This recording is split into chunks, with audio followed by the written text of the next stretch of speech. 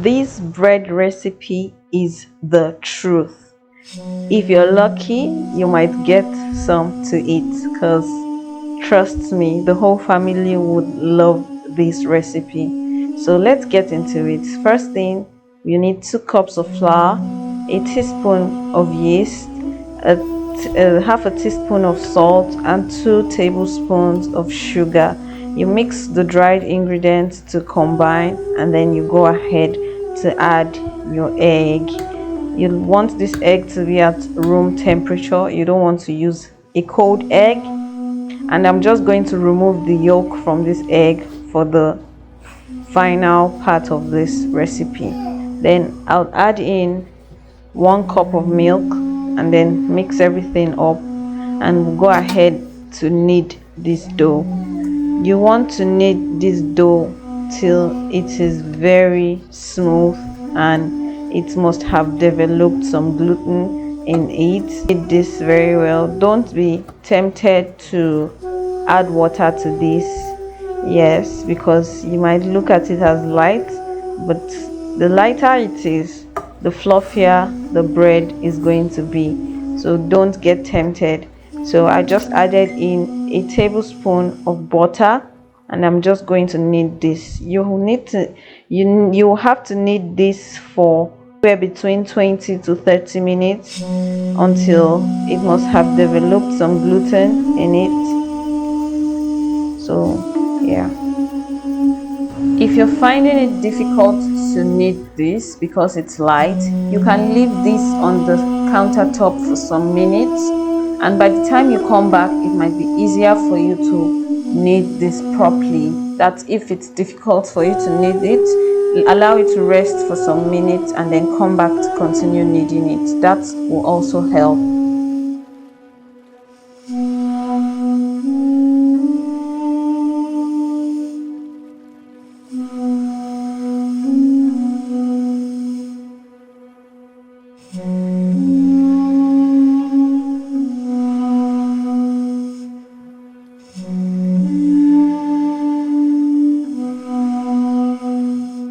Once you're done kneading this dough, you want to rub it with some oil and allow it to double in size. You cover it and allow it to double in size. You can decide to put this in an oil plate and cover this up with a cling film, or just cover this with a plate and allow it to double in size. Then we'll go ahead to steam our fish.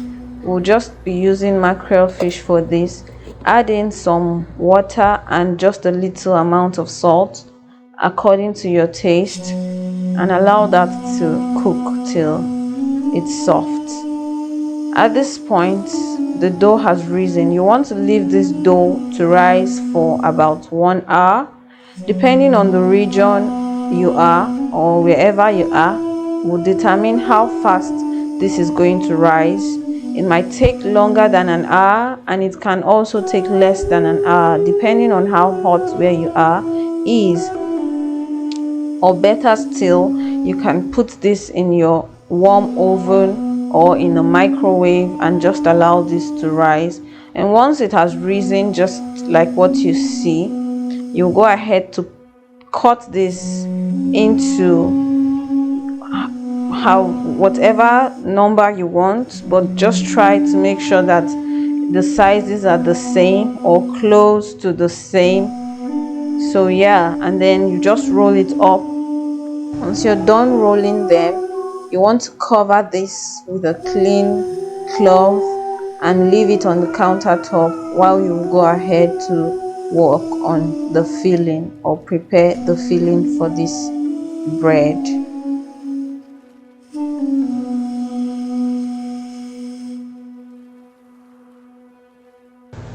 So for our filling, we'll be using a little amount of oil and then chopped onions, garlic and ginger.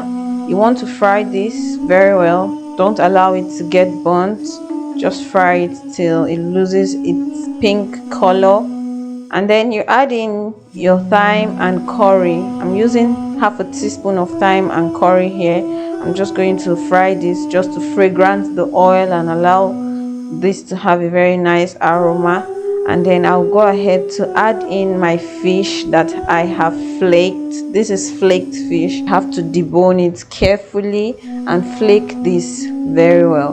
And then you add this to the fried onions and allow this to fry. I did not add any salt to this because the fish was already tasting salty, so I didn't bother adding any other salt. So taste this.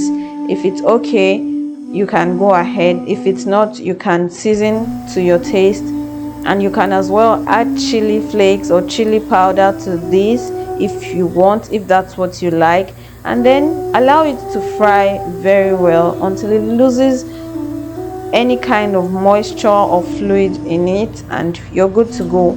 Take that out from the stove or from the heat, and then you go ahead to check on your dough that has been resting.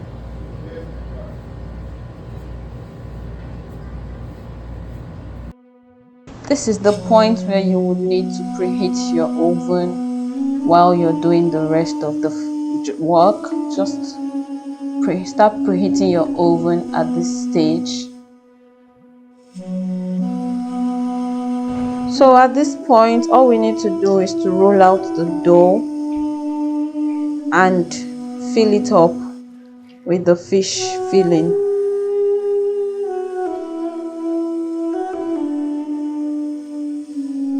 You don't want to roll this dough out too thin. You just want to roll it out enough to accommodate our fish filling. So be careful not to roll this dough too thin. That's not what we want. You also don't want to overfill the dough to the point where you can't close this up, because if you overfill it, it will be difficult for you to close this up properly. So you have to use your discretion here, just like what you see on the screen. I have filled this with the filling, but not to the point where I cannot close this up. And at this point, all you need to do is to close this up, to tighten it very well so that it doesn't burst open when you put it in the oven.